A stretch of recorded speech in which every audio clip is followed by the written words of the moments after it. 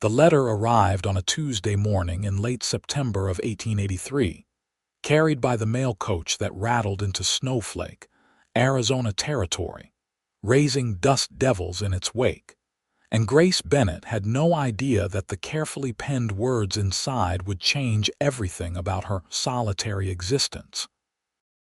She stood on the wooden porch of the general store her father had left her when he died 2 years prior, wiping flour dust from her hands onto her apron.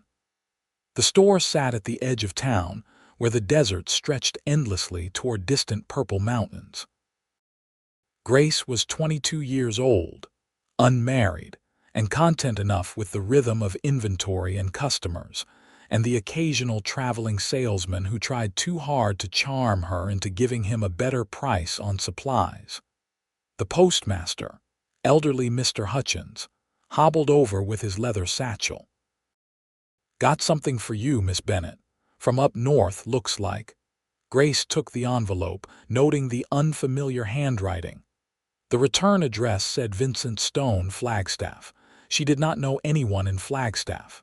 "Thank you, Mr. Hutchins," she said, turning the envelope over in her hands.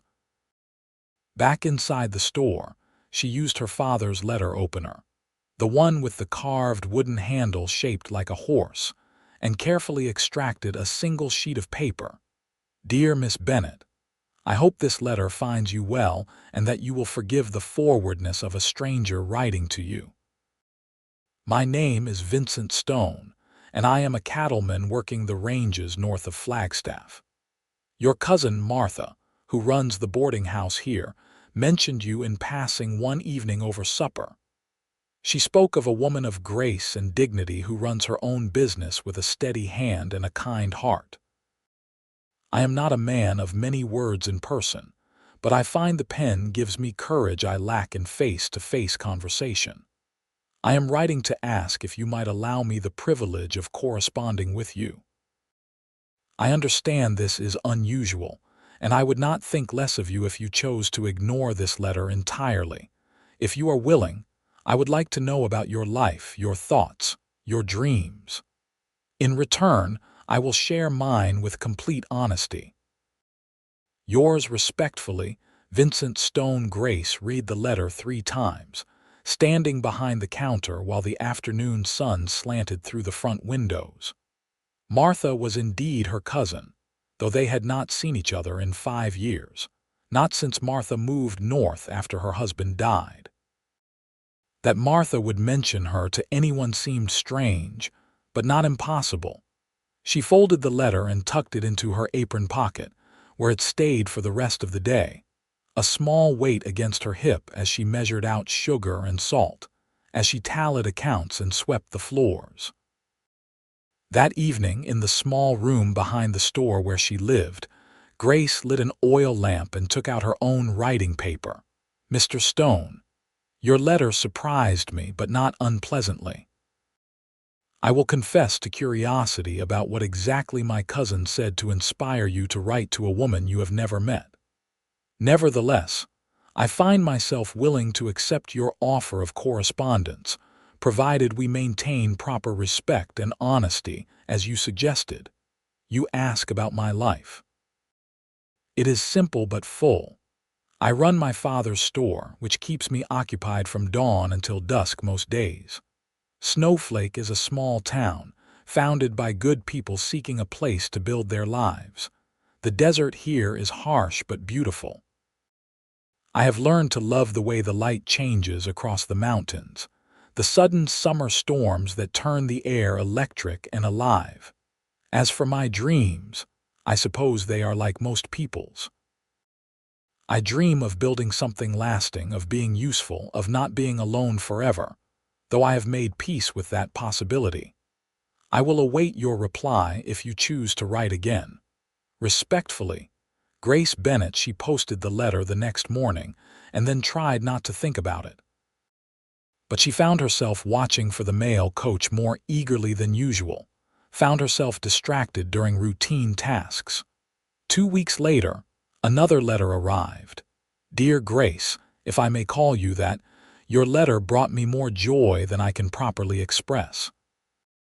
You write with honesty and clarity, and I appreciate that more than you know. Your cousin Martha told me you had lost your father and taken over his business with courage and determination. She said you were the strongest woman she knew, but also the loneliest, and that concerned her. I hope I have not overstepped by revealing this. Let me tell you about my life, as you shared yours.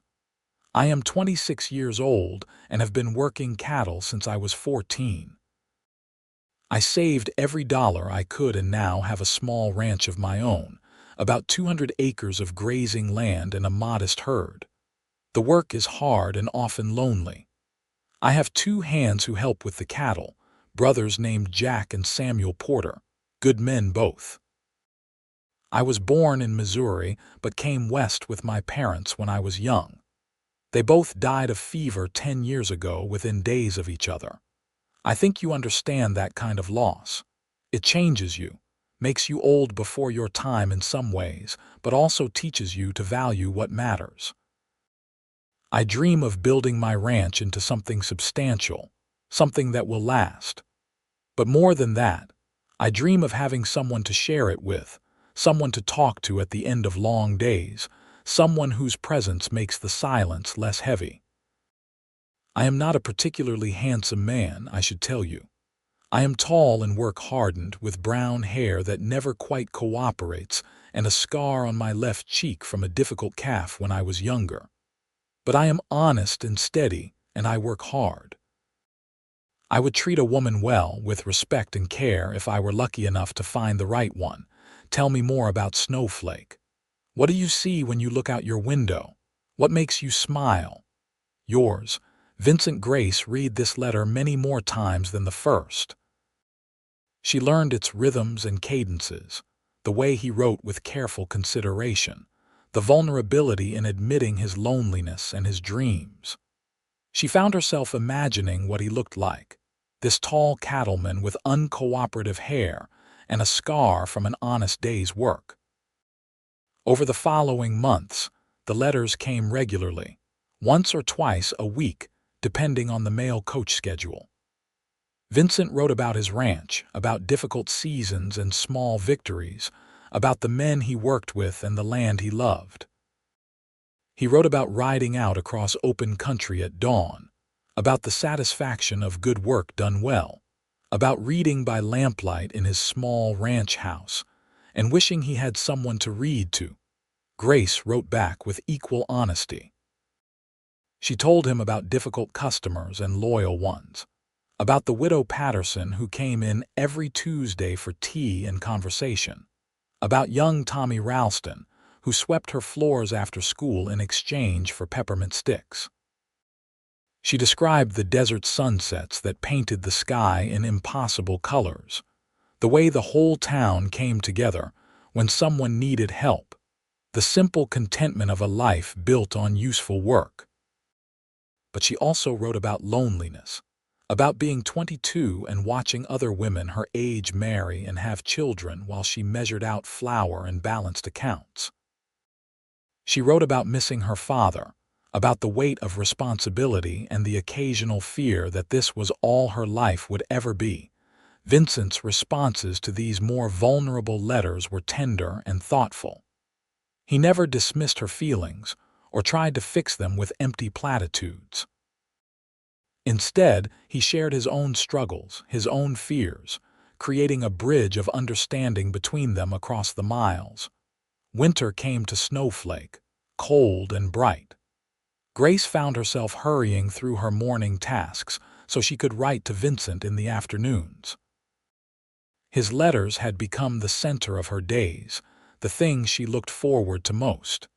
She kept them in a wooden box that had belonged to her mother, tied with a blue ribbon. In December, Vincent wrote about Christmas on the ranch, about how he and the Porter brothers would have a simple celebration with a good meal and perhaps too much whiskey. He wrote that he wished he could spend it with her, that he imagined having a Christmas tree in a home filled with warmth and laughter, and the presence of someone beloved. Grace cried when she read that letter, surprising herself with the intensity of her emotion. She had not realized how much she had come to care for this man she had never met, how real he had become to her through his carefully chosen words. She wrote back telling him she felt the same, that his letters had become precious to her, that she thought about him often and wondered what it would be like to meet him in person. It was the most forward she had been in their correspondence, and she felt her heart racing as she sealed the envelope. Vincent's reply came faster than usual, as if he had written it immediately upon receiving hers. Grace, I have started this letter a dozen times and discarded each attempt. Words feel inadequate for what I want to say. Your last letter gave me hope I barely dared to feel. The truth is, I have been writing to you with specific intentions from the start. I did not want just a friend or a pen pal. I wanted to know if there might be something more between us, if we might suit each other not just on paper but in life. I think we might. I think we do. I want to meet you. I want to see if the connection we have built through letters can translate into something real and lasting. Would you allow me to visit Snowflake? I could come in the spring when the ranch work eases somewhat. I would respect any boundaries you set, and if we meet and you find we do not suit after all, I would accept that and leave without causing you any difficulty. But I hope we do suit. I have come to care for you deeply, Grace Bennett. Your strength, your kindness, your intelligence, your humor, the way you see beauty in the harsh desert landscape, the way you write with such honesty about your life and feelings. I look forward to your letters more than anything else in my days. I read them multiple times. I keep them in the drawer of my bedside table and sometimes read them again before I sleep. Please say you will meet me.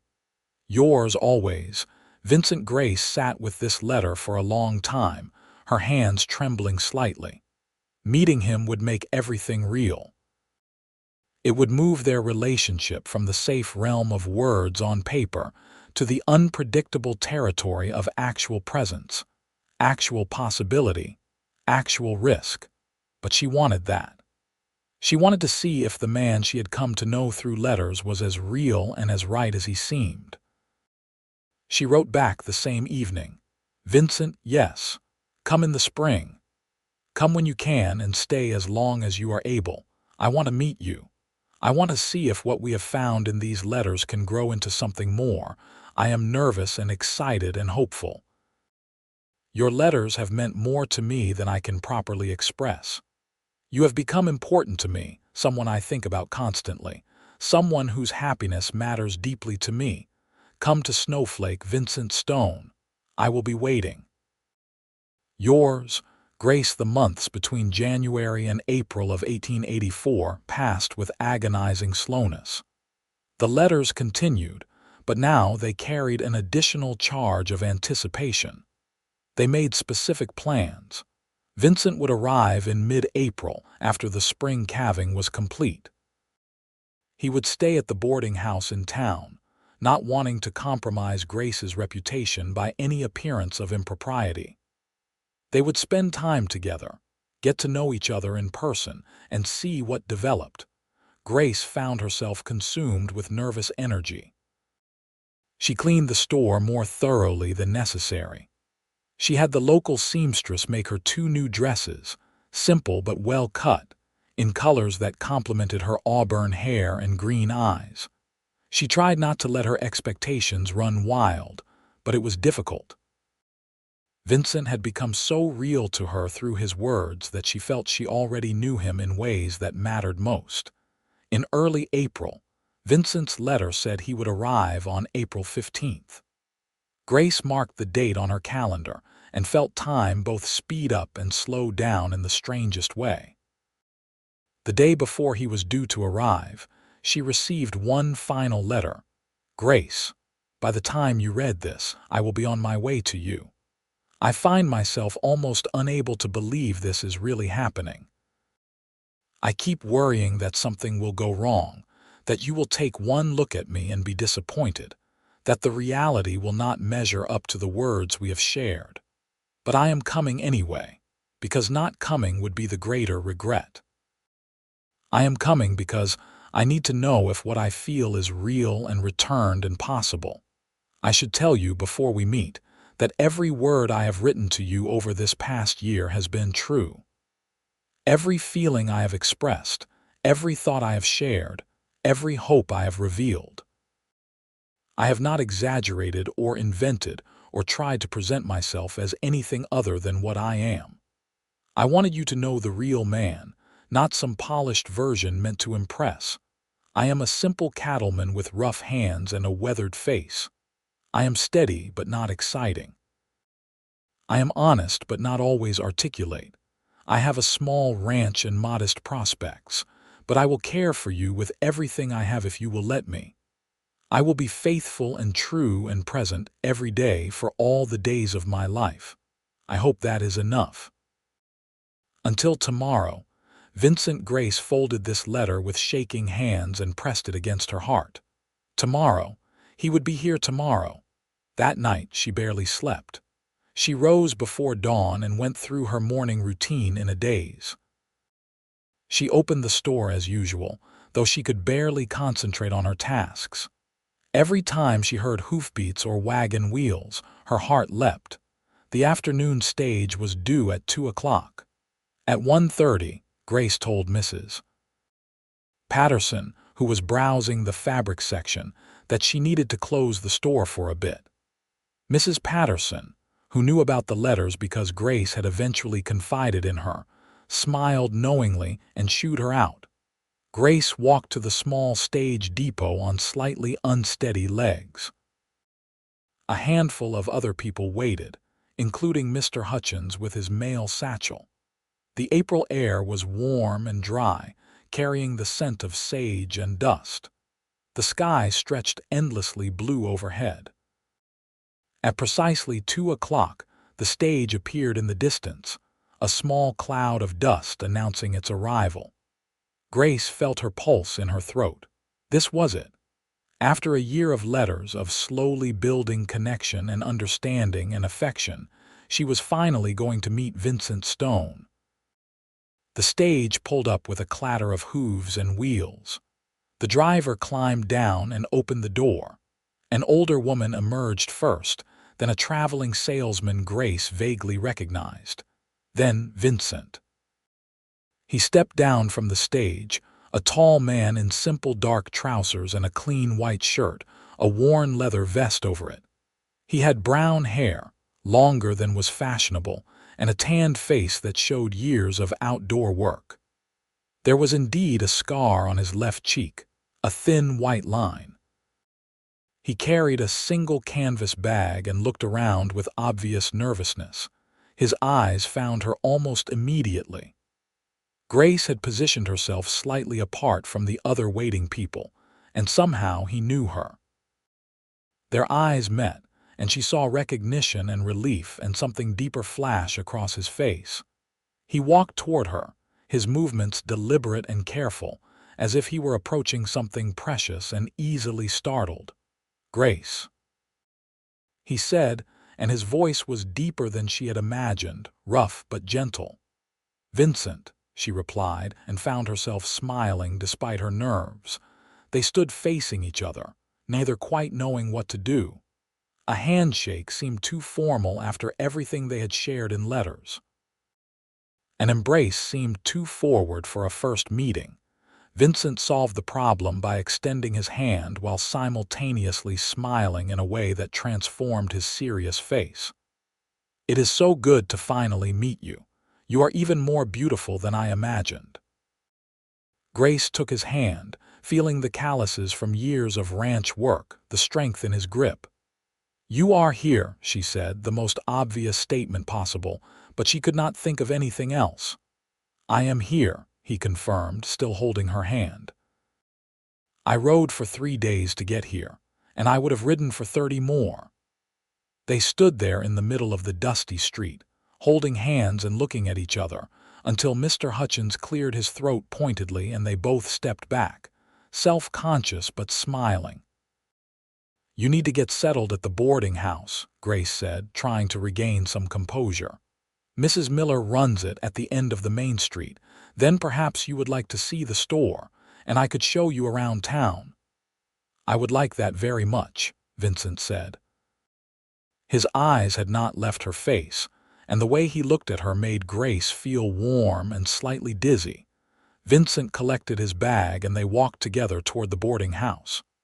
The town was small enough that everything was within easy walking distance. Grace was acutely aware of his presence beside her, the way he matched his longer stride to hers, the way people glanced at them with curiosity. "Your journey was all right?" she asked, making conversation while her mind raced with everything else she wanted to say. "Long but uneventful," Vincent said. "I kept thinking about this moment, about meeting you. I was so nervous I could barely eat breakfast this morning." His honesty, so characteristic of his letters, made Grace relax slightly. "I have been nervous for days," she admitted. "I kept worrying about everything that could go wrong." "Has anything gone wrong so far?" he asked, glancing at her with a slight smile. "No," she said, feeling her own smile widen. "Nothing at all." They reached the boarding house, a neat two-story building with a wide porch. Mrs. Miller, a cheerful woman in her 50s, welcomed Vincent warmly and showed him to his room. Grace waited on the porch, watching the afternoon shadows lengthen across the street. Vincent emerged 15 minutes later, having changed his shirt and combed his hair. "Ready," he said. They walked back toward the general store, and Grace found herself relaxing further as they talked. The awkwardness of first meeting was fading, replaced by the ease they had developed through letters. Vincent asked questions about the town, about her daily routine, about the people they passed. He listened to her answers with focused attention, as if everything she said mattered deeply to him. At the store, she showed him around with a mixture of pride and self-consciousness. It was not a grand establishment, just a well-stocked and well-maintained store that served the needs of a small town. But it was hers, and she had worked hard to keep it going after her father's death. "It is a fine store," Vincent said, running his hand along the smooth wooden counter. "You have built something good here, Grace. Something solid and useful. That takes real skill and dedication." His praise, simple and sincere, made her throat tighten with unexpected emotion. "Thank you," she said quietly.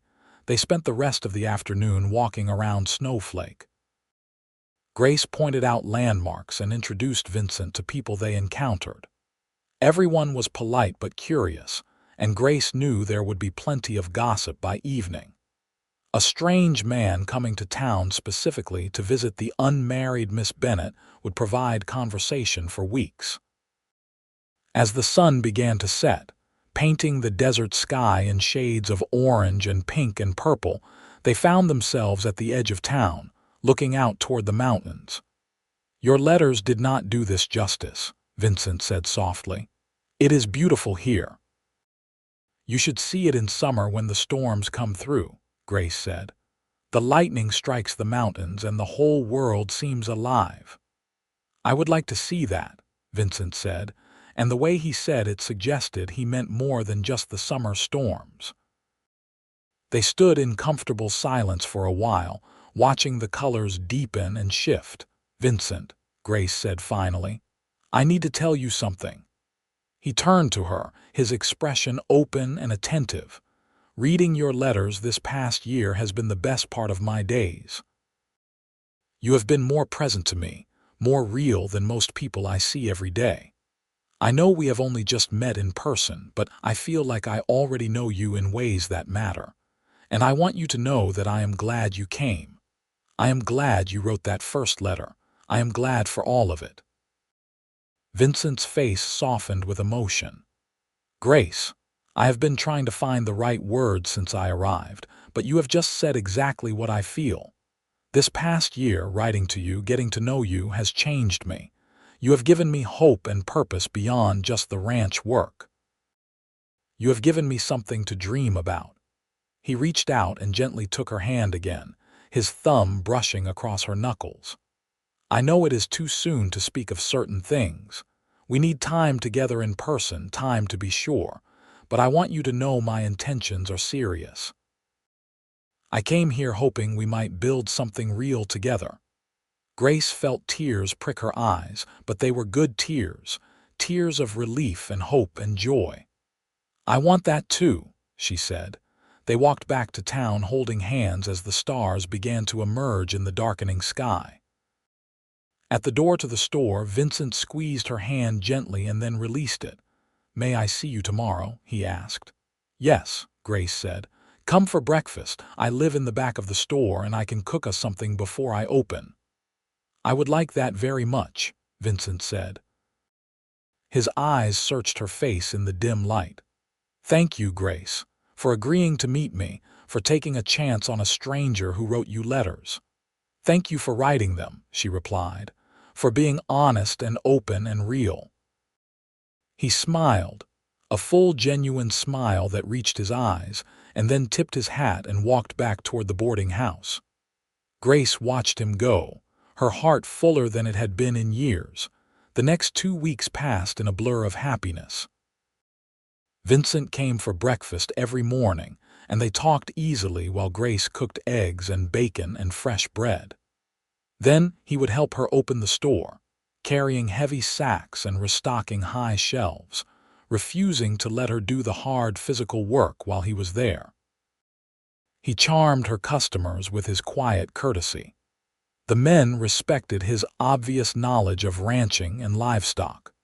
The women appreciated his gentle manners and the way he looked at Grace with such open affection.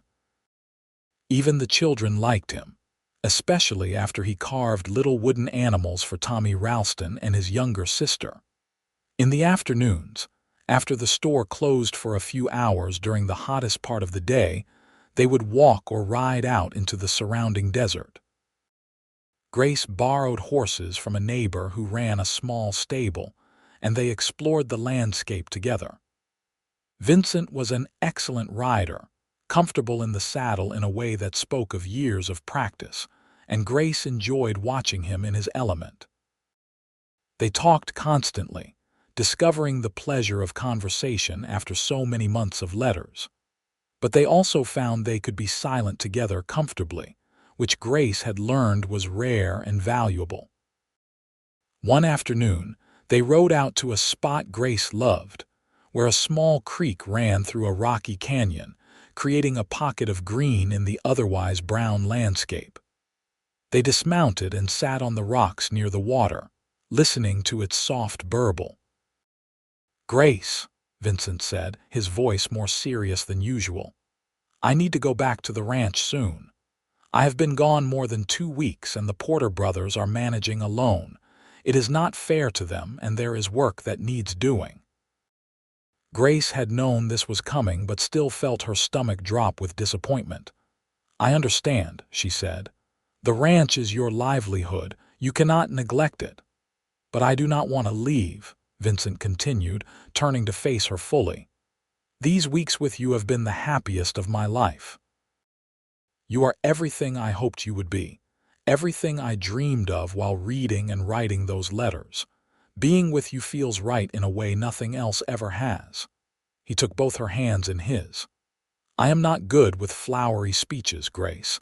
I am just a plain-spoken cattleman, but I love you.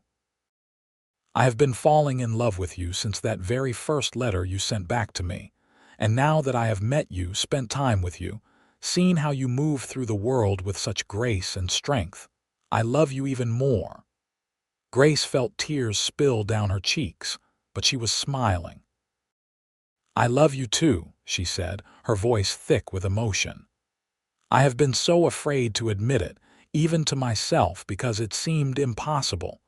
How can you love someone you have only known in person for 2 weeks? We have known each other for a year," Vincent said firmly. "A year of honest communication, of sharing our true selves. That is more than many married couples can claim. I know your heart, Grace Bennett, and you know mine." He released one of her hands and reached into his vest pocket, pulling out a small velvet pouch. "I brought this with me from Flagstaff. I had a jeweler there make it special.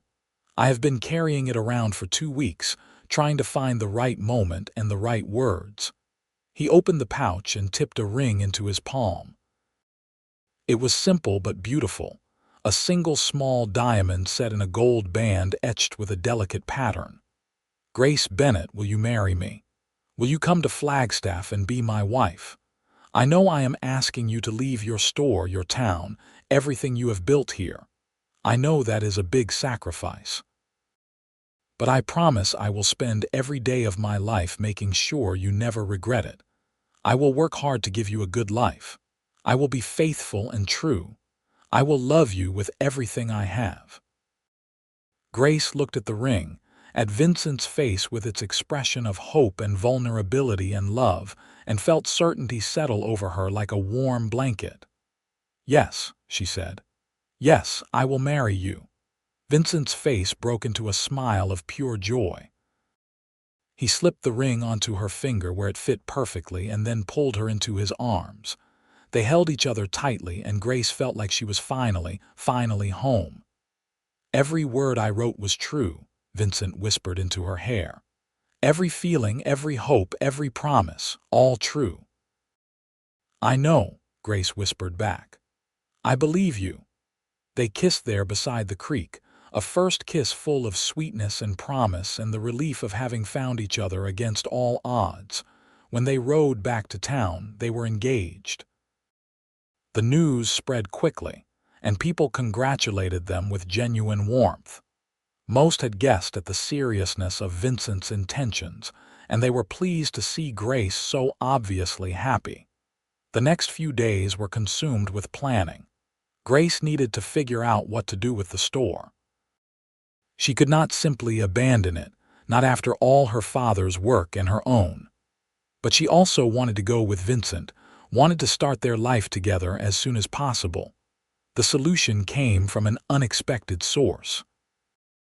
The widow Patterson approached Grace at the store one morning after Vincent had stepped out. "I have a proposition for you," Mrs. Patterson said.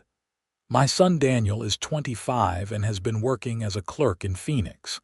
He has saved some money and wants to come back to Snowflake to settle. He has been looking for a business opportunity. What if he bought the store from you? You would get a fair price. I would have my son nearby again, and the town would keep its general store." Grace felt relief wash over her. "That would be perfect, Mrs. Patterson." "Do you really think Daniel would want it?" "I already wrote to him about it," Mrs. Patterson admitted with a smile. "He is very interested. He could be here within the month to finalize everything." Grace hugged the older woman impulsively. "Thank you. You have no idea what a weight you have just lifted." Mrs. Patterson patted her back. "You deserve happiness, dear girl. Your father would want you to take this chance." With that piece falling into place, the rest of the planning became easier. Grace and Vincent decided to marry in Snowflake before returning to Flagstaff. They wanted a simple ceremony, but one that allowed the townspeople who had been kind to Grace to celebrate with them. Vincent sent a telegram to the Porter brothers, explaining the situation and asking them to manage a few more weeks without him. They sent back congratulations and assurances that everything was fine at the ranch. 3 weeks later, on a bright May morning, Grace Bennett married Vincent Stone in the small church at the center of Snowflake. She wore a new dress of pale blue silk that the seamstress had worked overtime to complete. Vincent wore a new suit that he had bought in town, looking handsome and slightly uncomfortable in the formal clothes. Mrs. Patterson and her husband stood up with them.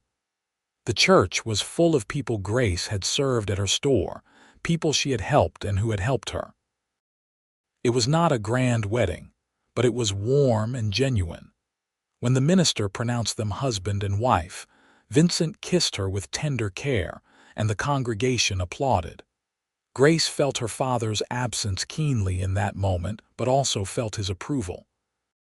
He had wanted her to be happy, to have a full life, and she was finally going to have that. The reception was held in the church hall, with food provided by various townspeople.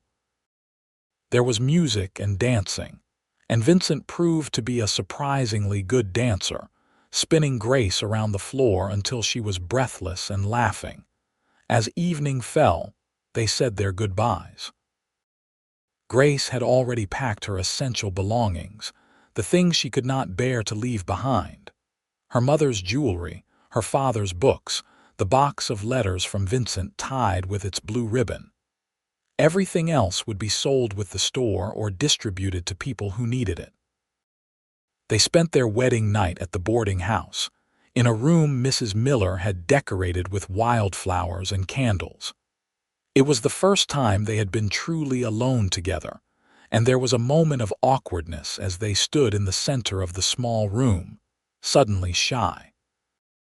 Vincent broke the tension by taking her hands and saying, "I have imagined this moment for months, but now that it is here, I find myself nervous as a schoolboy."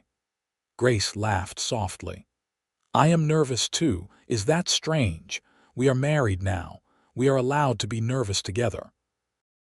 "We are allowed to be anything together," Vincent said, drawing her closer. "That is the wonder of it." They came together gently, with tenderness and care, learning each other in this new way.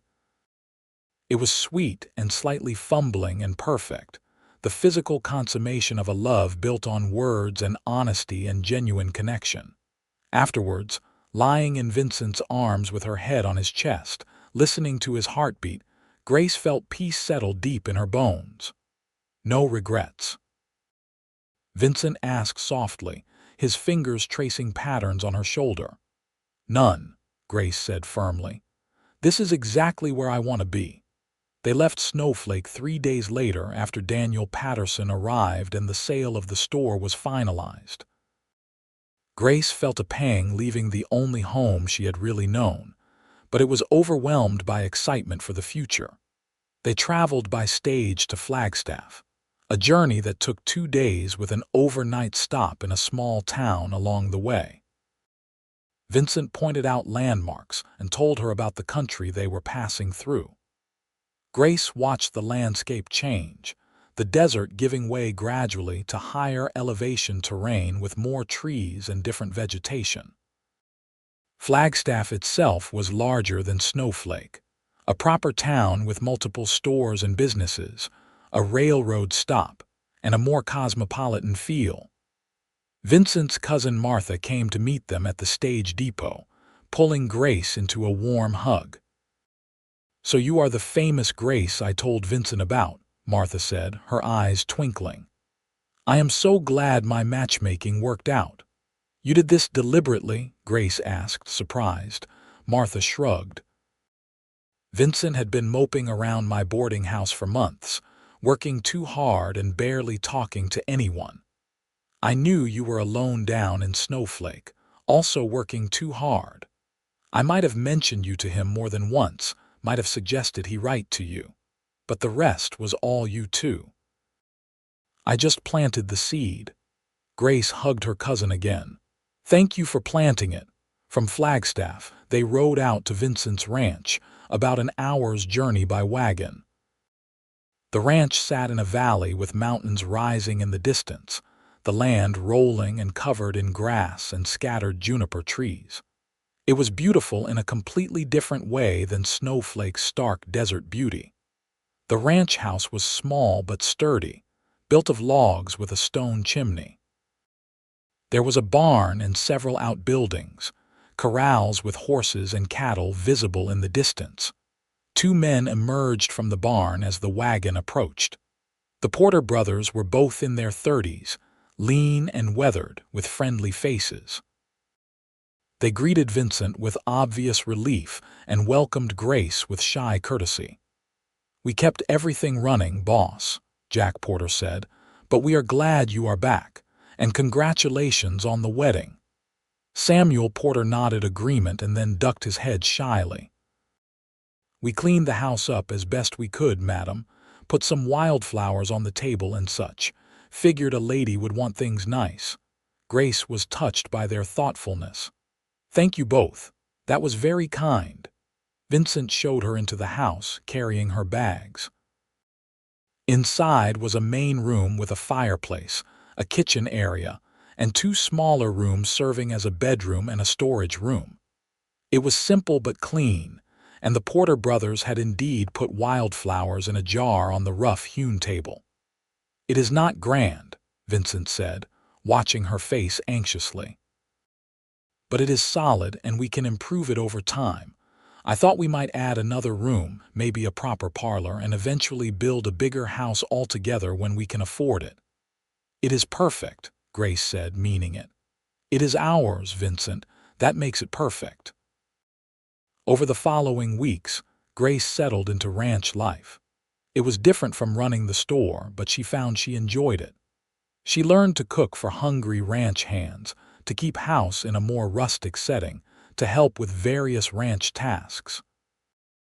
Vincent taught her to ride better, and she spent mornings riding out with him to check on the cattle and the land. The Porter brothers became friends as well as employees. They ate dinner at the house most evenings, and Grace enjoyed their company and their stories. They treated her with respect and genuine affection, pleased that Vincent had found happiness. The ranch work was hard but satisfying. Grace found herself stronger physically, her hands developing their own calluses, her body adapting to the demands of this new life. She also found a different kind of contentment than she had known in Snowflake. There, she had been useful and independent but ultimately alone. Here, she was part of something, building a life and a future with someone she loved. Vincent was everything he had promised in his letters and more. He was steady and hardworking, up before dawn and often working until after dark. But he was also attentive and affectionate, always making sure Grace felt valued and cherished. He still was not particularly articulate in person, but he showed his love in 1,000 small ways, bringing her wildflowers when he rode in, fixing things around the house without being asked, sitting beside her in the evenings and holding her hand while they watched the sunset. Their physical relationship deepened as they became more comfortable with each other. Vincent was a generous and tender lover, always considerate of Grace's needs and feelings. She had been nervous about this aspect of marriage, having no experience and only vague knowledge, but Vincent's patience and care made it natural and joyful. Summer arrived, bringing the monsoon season Vincent had mentioned in his letters. The first time Grace witnessed one of the dramatic afternoon thunderstorms, with lightning striking the mountains and the air turning electric, she understood why he had written about them so vividly. They stood on the porch together, wrapped in a blanket, watching the storm's power and beauty. "You were right," Vincent said, pulling her closer. "It is even more magnificent than I described." "Everything is," Grace replied. "Everything is better than I imagined." In August, Grace realized she was pregnant. She had missed her monthly courses twice and had been feeling queasy in the mornings.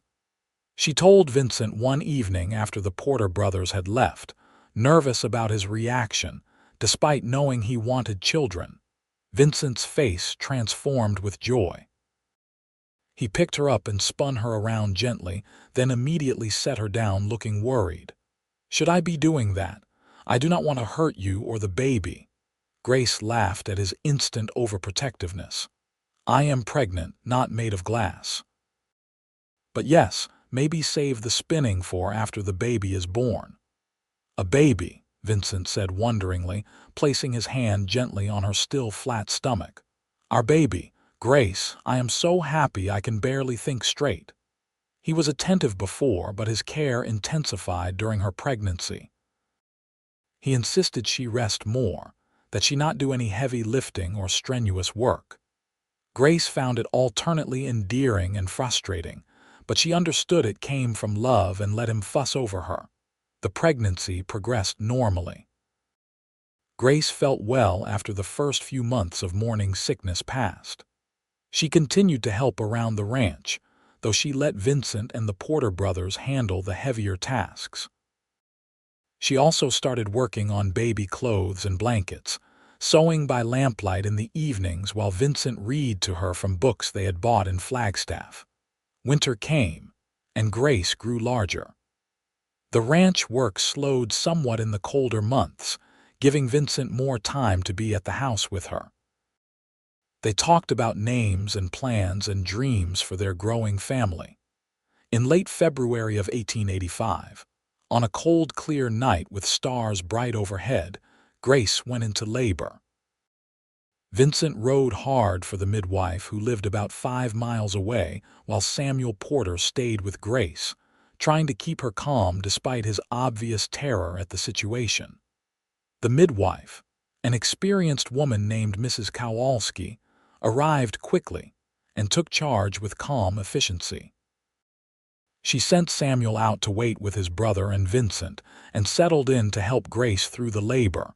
It was long and difficult, lasting through the night and into the next morning. Grace had never experienced such pain, such exhaustion, but Mrs. Kowalski coached her through it, and finally, as the sun rose, she heard the sharp cry of a newborn baby. "A boy," Mrs. Kowalski announced, placing the squalling infant on Grace's chest. "A healthy boy with good lungs." Grace looked down at her son, this tiny perfect person with Vincent's dark hair and a red scrunched face, and felt her heart expand in ways she had not known were possible. Mrs. Kowalski cleaned them both up and then called Vincent in. He entered the room looking terrified, his face pale and strained from a night of worry. "You have a son," Grace said, her voice tired but full of joy. Vincent approached the bed slowly, reverently. He looked down at the baby in Grace's arms, and tears began to run down his weathered face. "He is perfect," he whispered. "Grace, you are amazing. Thank you. Thank you for this gift." He sat carefully on the edge of the bed, and Grace placed the baby in his arms. Vincent held his son with careful wonder, studying every tiny feature. "What should we name him?" Grace asked. They had discussed names but had not decided definitively. Vincent looked at the baby for a long moment, then said, "Samuel Vincent Stone, if you agree. Samuel after my father, Vincent as his middle name. We can call him Sam." "Samuel Vincent Stone," Grace repeated. "It is perfect." "Hello, little Sam." The baby settled into the household with surprising ease, or perhaps it was that the household adjusted to him. Vincent was a devoted father, helping with everything despite ranch work. The Porter brothers were equally enamored, competing to hold the baby and make him smile. As Sam grew from infant to baby to toddler, Grace found herself happier than she had ever imagined possible. The ranch prospered under Vincent's careful management. They added to the herd, improved the buildings, even built the larger house Vincent had promised, with a real parlor and multiple bedrooms for the children they hoped to have. When Sam was 2 years old, Grace became pregnant again. This time the pregnancy was easier, her body knowing what to do. In the spring of 1887, she gave birth to a daughter they named Margaret Rose, Maggie for short. She had Grace's auburn hair and green eyes, and Vincent declared her the most beautiful baby ever born. Life settled into a rhythm of work and family, of seasons changing and children growing. Sam grew into a sturdy boy who followed his father everywhere, learning ranch work as soon as he was old enough. Maggie was quieter, more thoughtful, with a love of books that reminded Vincent of Grace. 2 more children followed in the next years. Another boy they named Thomas, and finally a second daughter named Elizabeth. The house was full of noise and laughter and the chaos of family life. Grace sometimes looked around at her crowded dinner table, at Vincent, teasing the children while helping them with their food, at the Porter brothers still eating with them most nights and treated like family, and felt overwhelming gratitude for the twist of fate that had brought Vincent's first letter into her life. The years passed with the kind of speed that happens when life is full and rich. Sam grew into a young man who took on more ranch responsibilities. Maggie became a teacher in Flagstaff. Thomas showed aptitude for working with horses. Elizabeth, the baby, was still finding her way but showed signs of inheriting her mother's business sense. Grace and Vincent aged together, their hair graying, their faces lined by sun and time, but their connection only deepening. They still talked for hours, sharing thoughts and feelings as openly as they had in their letters. They still held hands watching sunsets. They still looked at each other with love and appreciation. One evening, when they were in their 50s and the children were mostly grown, Vincent pulled out the old wooden box where Grace had kept his original letters. They sat together on the porch of their now substantial ranch house, reading through the correspondence that had started everything. "Listen to this," Grace said, reading from one of his early letters. "I dream of having someone to share it with, someone to talk to at the end of long days, someone whose presence makes the silence less heavy. Did you know even then that we would have this?" Vincent took her hand, his thumb rubbing the familiar pattern across her knuckles that he had developed on their very first walk together. "I hoped," he said. "I hoped with everything I had, but what we have built together has exceeded even my best hopes." "Mine too," Grace said softly. She looked out at the land they had worked together, at the house they had filled with love and children, at the life they had created from a series of letters and a leap of faith. "Every word you wrote was true. You kept every promise." "I will keep them until my last breath," Vincent said. "Loving you has been the easiest and best thing I have ever done." They sat together as the sun set, painting the sky in those brilliant colors Grace had first tried to describe to him in a letter so many years ago. The evening air was warm, carrying the scent of pine and sage. From inside the house, they could hear Elizabeth practicing the piano Vincent had bought her, the music floating out through the open windows. Sam came riding up from checking the south pasture, now managing much of the day-to-day ranch work. He was 24, engaged to a good woman from town, planning to build his own house on the ranch property next spring. Maggie would be coming for Sunday dinner with her husband and their 2 young children. Thomas was in the barn with the Porter brothers, now aging themselves but still part of the ranch operation. This was the life they had built from letters and love and faith in each other. This was the promise fulfilled, the dream realized, the hope made real. Grace leaned her head on Vincent's shoulder, and he wrapped his arm around her, pulling her close. They had started as strangers who poured their hearts onto paper, who built a bridge of words across the miles. They had become partners, lovers, parents, friends, everything to each other. "Tell me again," Grace said, though she knew the answer by heart. "Every word I wrote was true," Vincent said, just as he had promised that day by the creek when he proposed.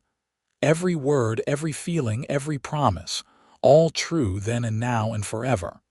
And it was. Every single word had been true, and the life they built together was the proof, written not in ink on paper but in years and children and love that grew deeper with each passing day. They had taken a chance on each other, on letters and faith and hope, and it had given them everything that mattered. As the last light faded from the sky and the first stars emerged, they went inside together, hands still linked as they had been from that very first meeting. The house was warm with lamplight and family, and the accumulated treasure of a life well lived together. Their story, which began with uncertain words on a page, had become something solid and real and lasting, something that would continue in their children and grandchildren. a legacy of love built on honesty and faith. Vincent had ridden to Snowflake to say every word he wrote was true, and he had spent the rest of his life proving it, over and over, in ways both large and small. And Grace, who had taken a chance on a stranger's letters, had found everything she never knew she was searching for: home, family, purpose, and a love that sustained and nourished through all the challenges and joys of a life shared completely. They had built something beautiful together, something that started with ink and paper and became flesh and bone and heart, something that would outlast them both in the children they raised and the example they set. It was a simple story in many ways, just a cowboy who wrote letters and a woman who answered them, but it was also the most important story of their lives, the foundation on which everything else was built. And so they lived the rest of their days together, grateful for that first letter, for the courage to be honest on paper and in person, for the love that grew from careful words into a life that exceeded both their expectations and their dreams. The letters themselves yellowed in their box, the ink fading with time, but what they represented remained as fresh and vital as ever. Two people who found each other against the odds and built something lasting and true.